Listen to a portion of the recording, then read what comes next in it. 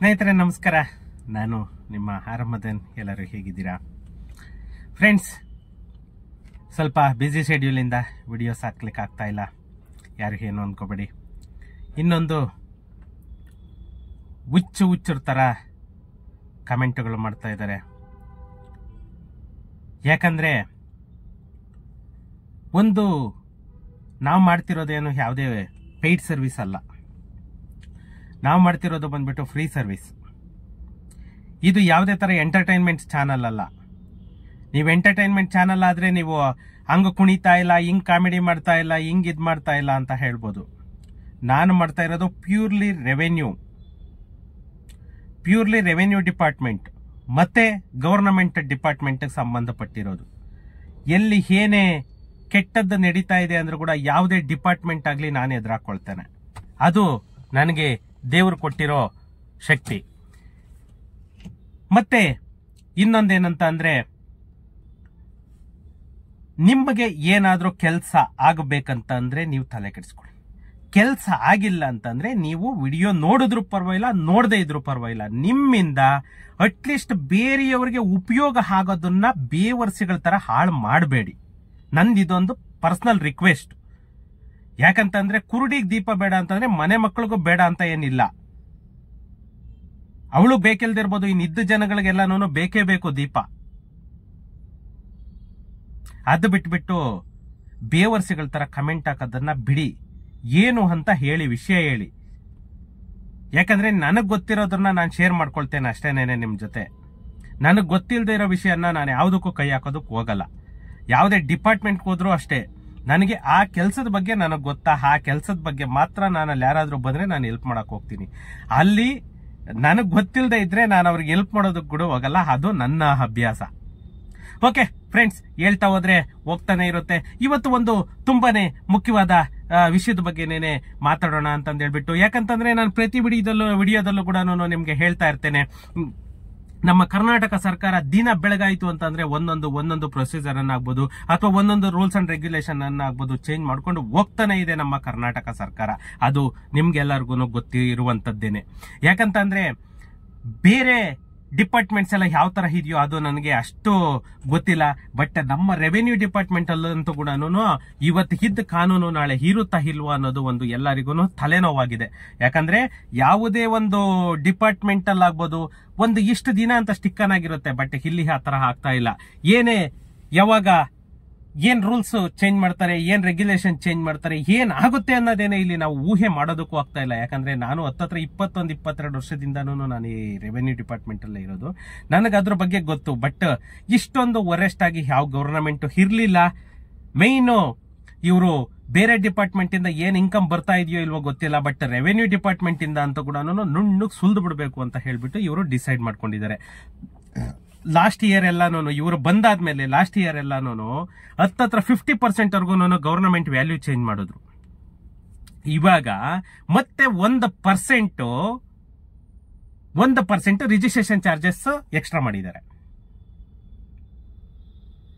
ಅವಾಗ government value change ಮಾಡಿದ್ರು. ಎಷ್ಟು ನಿಮಗ್ ಗೊತ್ತಿರೋ ತರಾನೇನೆ ಮಿನಿಮಮ್ 30-50% ರಿವೈಸ್ ಮಾಡಿದ್ರು. ಅವಾಗ ಪ್ರಾಪರ್ಟಿ ವ್ಯಾಲ್ಯೂ ರಿವೈಸ್ ಆಗೋಯ್ತು. ಇವಾಗ ರಿಜಿಸ್ಟ್ರೇಷನ್ ಚಾರ್ಜಸ್ ಅನ್ನ ರಿವೈಸ್ ಮಾಡಿದ್ದಾರೆ. ಅದು ಎಷ್ಟು ಕಡಿಮೆನೂ ಅಲ್ಲ, 1% ಏಕಾಏಕಿ ಮಾಡಿದ್ರೆ ಎಷ್ಟು ಇನ್ಕಮ್ ಇದೆ ಗೊತ್ತಾ ಗವರ್ನಮೆಂಟಿಗೆ. ಇವರು ಈ ರೆವೆನ್ಯೂ ಸೈಟ್ ನಿಲ್ಸಿರೋದಂಗಿರ್ಲಿ, ಬೇರೆ ಯಾವ ರೂಟ್ ಅಲ್ಲಿ ನಾವು ದುಡ್ಡು ಎಳಿಯೋಣ, ಯಾವ ರೂಟ್ ಅಲ್ಲಿ ನಾವು ದುಡ್ಡನ್ನ ಇದ್ ಮಾಡೋಣ ಅನ್ನೋ ತರ ಕರ್ನಾಟಕ ಸರ್ಕಾರ ಪ್ರಯತ್ನ ಮಾಡ್ತಾ ಇದೆ. ಓಕೆ ಫ್ರೆಂಡ್ಸ್, ಇದ್ರ ಬಗ್ಗೆ ನೇನೆ ವಿಡಿಯೋದಲ್ಲಿ ಮಾತಾಡೋಣ. ಅದಕ್ಕೂ ಮುಂಚೆ ನನ್ನ ಚಾನಲ್ ಅನ್ನ ಇನ್ನು ಯಾರೆಲ್ಲ ಸಬ್ಸ್ಕ್ರೈಬ್ ಮಾಡ್ಕೊಂಡಿಲ್ಲ ಅವರು ಸಬ್ಸ್ಕ್ರೈಬ್ ಮಾಡ್ಕೊಳ್ಳಿ. ಹಾಗೇನೆ ವಿಡಿಯೋನ ಶೇರ್ ಮಾಡೋ ಮುಖಾಂತರ ನನಗೆ ಸಪೋರ್ಟ್ ಮಾಡಿ ಅಂತ ಹೇಳ್ತಾ, ಫ್ರೆಂಡ್ಸ್ ನಾವು ಟೈಮ್ ವೇಸ್ಟ್ ಮಾಡೋದು ಬೇಡ, ವಿಡಿಯೋಗೆ ಹೋಗೋಣ. ನಮ್ಮ ಕರ್ನಾಟಕ ರಾಜ್ಯದಲ್ಲಿ ಆಸ್ತಿ ನೋಂದಣಿ ಶುಲ್ಕ ಮತ್ತೆ ಏರಿಕೆಯಾಗಿದೆ. ಇಂದಿನ ದರಕ್ಕೆ ಹೋಲಿಸಿದರೆ ಹೊಸ ದರ ದುಪ್ಪಟ್ಟು ಆಗಲಿದೆ ಅಂತ ಹೇಳ್ಬಿಟ್ಟು ಜನಗಳ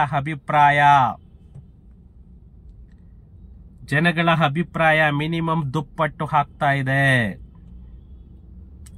ಇದು ಆಗಸ್ಟ್ 31ರಿಂದ ಅಂದ್ರೆ ನಿನ್ನೆಯಿಂದಲೇನೆ ಜಾರಿಯಾಗಿರುವಂತದ್ದು ನಿನ್ನೆ ಸಂಡೇ.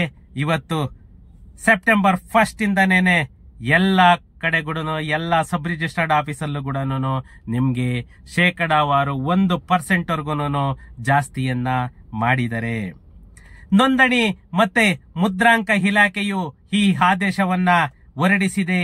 ಇದರ ಪರಿಣಾಮವಾಗಿ ನೋಂದಣಿ ಶುಲ್ಕವು 1% ರಿಂದ 2% ಏರಿಕೆಯಾಗಿದೆ. ಏನು ನಾವು ಅದು 6.65% ಅಲ್ಲಿ ಏನ್ ಡಿವೈಡ್ ಮಾಡ್ತೀವಿ, 5.15%, 1% ಮತ್ತೆ 0.5% ಏನಿತ್ತು ಅದು 1% ಇರೋದು ಬಂದ್ಬಿಟ್ಟು ಇವಾಗ 2% ಆಗಿದೆ. ಅಂತಂದ್ರೆ ಟೋಟಲ್ 6.65% ರಿಜಿಸ್ಟ್ರೇಷನ್ ಫೀಸ್ ಇರೋದು ಇವಾಗ 7.65% ಅನ್ನೋ ತರ ಆಗಿದೆ.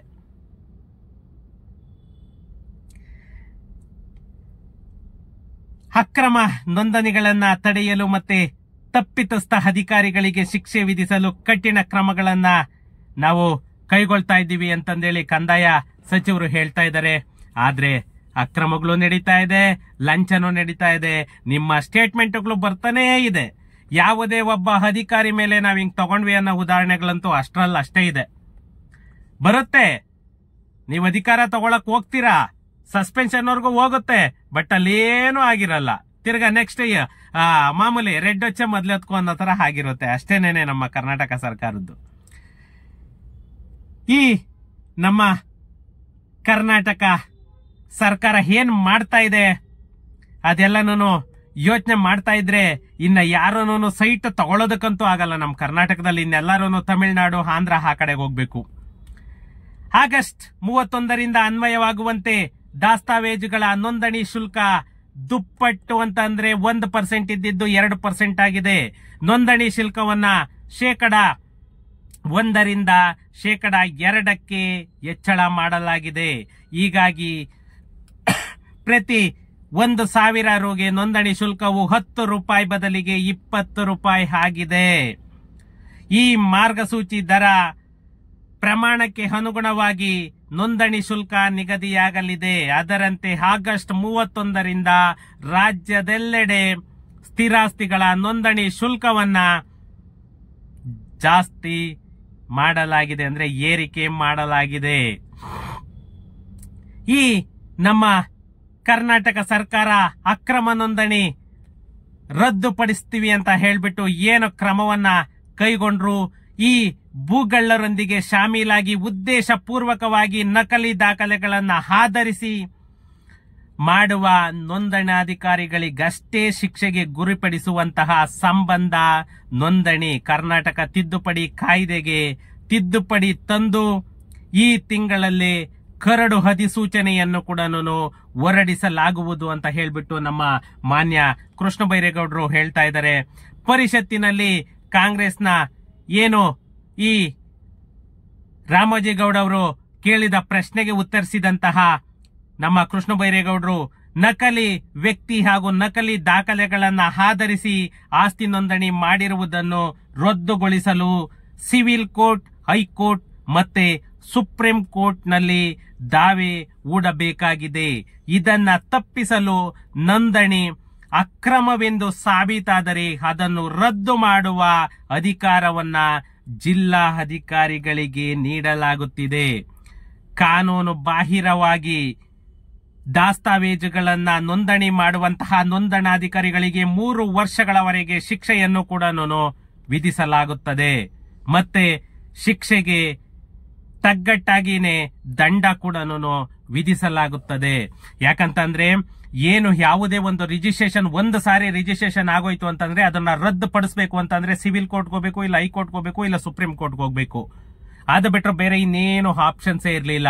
ಆದ್ರಿಂದ ಅಷ್ಟೆಲ್ಲನೂ ಜನಗಳು ಹೋರಾಡಬಾರ್ದು ಅಂತ ಹೇಳ್ಬಿಟ್ಟೇನೇನೆ ಅದನ್ನ ಜಿಲ್ಲಾಧಿಕಾರಿಗಳಿಗೆ, ಅದು ಏನಾದರೂ ನಕಲಿ ಅಂತ ಏನಾದ್ರೂ ಗೊತ್ತಾಯ್ತು ಅಂತಂದ್ರೆ ಡೈರೆಕ್ಟ್ DC ಕೋರ್ಟ್ಗೆನೇನೆ ನೀವು ಇದ್ ಮಾಡ್ಕೊಂಡು DCಯಲ್ಲೇನೇನೆ ನೀವು ಅದನ್ನ ಸೇಲ್ ಡೀಡ್ ಅನ್ನ ನಲ್ ಅಂಡ್ ವೈಡ್ ಅಂತ ಹೇಳ್ಬಿಟ್ಟು ಮಾಡಿಸಬಹುದು. ಇದು ಒಂದು ಕರ್ನಾಟಕ ಸರ್ಕಾರ ಮಾಡ್ತಾ ಇರುವಂತಹ ಒಂದು ತುಂಬಾನೇ ಒಂದು ಮುಖ್ಯವಾದ ಮಹತ್ವವಾದಂತಹ ಕೆಲಸ ಅಂತಲೇನೆ ಹೇಳ್ಬೇಕು. ಬಟ್ ಏನೇ ಇರ್ಲಿ, ಒಂದು ಇವರು ಇಂಪ್ರೂವ್ಮೆಂಟ್ ಎಷ್ಟು ಮಾಡ್ತಾ ಇದ್ದಾರೆ ಅಷ್ಟೇನೇನೆ ಜನಗಳಿಗೆ ಹೊರೆ ಕೂಡ ತಗೊಂಡ್ ಬರ್ತಾ ಇದ್ದಾರೆ. ಯಾಕಂತ ಅಂದ್ರೆ ಒಂದೊಂದು ಸಾರಿಗೆನೆ 1% ರಿವೈಸ್ ಮಾಡ್ಕೊಂಡು ಹೋಗ್ತಾ ಇದ್ರು ಅಂತಂದ್ರೆ ಇವಾಗ ಲಾಸ್ಟ್ ಟೈಮ್ ಗವರ್ನಮೆಂಟ್ ವ್ಯಾಲ್ಯೂ, ಇವಾಗ ನಿಯರ್ಲಿ ಡಬಲ್ ರಿಜಿಸ್ಟ್ರೇಷನ್ ಚಾರ್ಜ್ ಅನ್ನ ಇವರು ಮಾಡಿರೋದು ಜನಗಳಿಗೆ ಎಷ್ಟು ಬರೆ ಅಂತ ಅಂದ್ರೆ ಬರೆ ವರೆ ಎರಡೂನು ಅಂತಲೇನೆ ಹೇಳ್ಬೇಕು. ಬಟ್ ಇವರು ಯಾವುದೇ ಕಾರಣಕ್ಕೂ ಕೂಡ ಇವೆಲ್ಲವನ್ನ ಬಿಡಲ್ಲ. ಯಾಕಂತಂದ್ರೆ ಇವರಿಗೆ ಬೇರೆ ರೆವೆನ್ಯೂ ಇಲ್ಲ ಸರ್ಕಾರಕ್ಕೆ. ಯಾಕಂದ್ರೆ ಇವರು ಏನು ಕೊಡ್ತಾ ಇದಾರೆ ಈ ಫ್ರೀ ಗ್ಯಾರಂಟಿಗಳು, ಈ ಫ್ರೀ ಗ್ಯಾರಂಟಿಗಳಿಗೆ ದುಡ್ಡು ಬೇಕು ಅಂತ ಹೇಳ್ಬಿಟ್ಟು ಇವರು ಮಿಡ್ಲ್ ಕ್ಲಾಸ್ ಫ್ಯಾಮಿಲಿಗಳ ತಲೆ ಮೇಲೆ ಬರೆಯನ್ನ ಎಳಿತಾ ಇದ್ದಾರೆ. ಇವರು ಈ ಕರ್ನಾಟಕ ಸರ್ಕಾರ ಬಂದು ಈ ಫ್ರೀ ಯೋಜನೆಗಳನ್ನ ಕೊಟ್ಟಿದ್ದು ಸಾಕು, ಜನಗಳಿಗೆ ಹೊರೆನೂ ಸಾಕು. ಯಾರು ಕೂಡ ಈ ತರ ಸರ್ಕಾರ ಬೇಕು ಅಂತ ಹೇಳ್ಬಿಟ್ಟು ಕನಸು ಮನಸ್ಸಲ್ಲೂ ಕೂಡ ಅನ್ಕೊಳ್ಳಲ್ಲ ಫ್ರೆಂಡ್ಸ್. ಇದಂತೂ ನಾನು ಹೇಳ್ತೇನೆ. ಯಾಕಂತಂದ್ರೆ ನೋಡಿ, ಒಂದಾಗ್ತಲೇ ಒಂದು ಜನಗಳಿಗೆ ಎಷ್ಟು ಹೊರೆ ತರ್ತಾ ಇದ್ದಾರೆ ಅಂತ ಅಂದ್ರೆ ನಿಜವಾಗೂ ಅದು ಇಮ್ಯಾಜಿನೇಷನ್ ಮಾಡ್ಲಿಕ್ಕೂ ಕೂಡ ಆಗಲ್ಲ. ಇನ್ನು ರಿಜಿಸ್ಟ್ರೇಷನ್ ಫೀಸು ಜಾಸ್ತಿ ಆಯ್ತು, ಲಾಸ್ಟ್ ಟೈಮ್ ಗವರ್ನಮೆಂಟ್ ವ್ಯಾಲ್ಯೂನು ಜಾಸ್ತಿ ಆಯ್ತು. ಇವಾಗ ನೆಕ್ಸ್ಟ್ ಇನ್ನ ಏನು ಜಾಸ್ತಿ ಮಾಡ್ತಾರೆ, ಮತ್ತೆ ಏನ್ ರೂಲ್ಸ್ ಅನ್ನ ಚೇಂಜ್ ಮಾಡ್ತಾರೆ, ಕಾದು ನೋಡೋಣ ಫ್ರೆಂಡ್ಸ್. ಸಿಗೋಣ ನೆಕ್ಸ್ಟ್ ವಿಡಿಯೋದಲ್ಲಿ. Thank you.